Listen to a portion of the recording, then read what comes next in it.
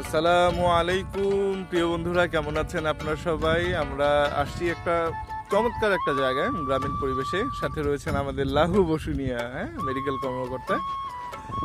সাথে রয়েছি আপনাদের প্রিয় ভাই মোহাম্মদ আল মমিন। জানি না অনেকে ভালোবাসেন কিনা, অনেকে ঘৃণা করেন কিনা।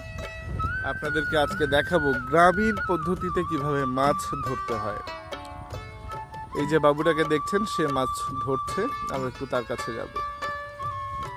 এই রকম সময়ে বর্ষায় যখন ফসলের আবাদ থাকে না, তখন এখান থেকে মাছ ধরা হয়।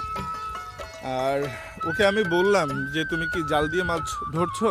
ও বললো যে না, ও একটা বিশেষ পদ্ধতিতে মাছ ধরছে। তোমার নাম কি? আচ্ছা, এটাকে কি বলে? ধরকা না? ধরকা, ধরকা। খুব চমৎকার সুন্দর একটা জিনিস। আপনারা এর আগে দেখেছেন কিনা জানি না। এই যে বাঁশ দিয়ে বাঁশের একটা আগাল বা আগা ধরতে পারেন, সেটা সুন্দরভাবে দেখেন করা হয়েছে। মাছগুলো এখানে আসার পরে ভেতরে ঢুকলে আর বের হতে পারে না, তাই না? এটাকে কি বলে? ধরকা।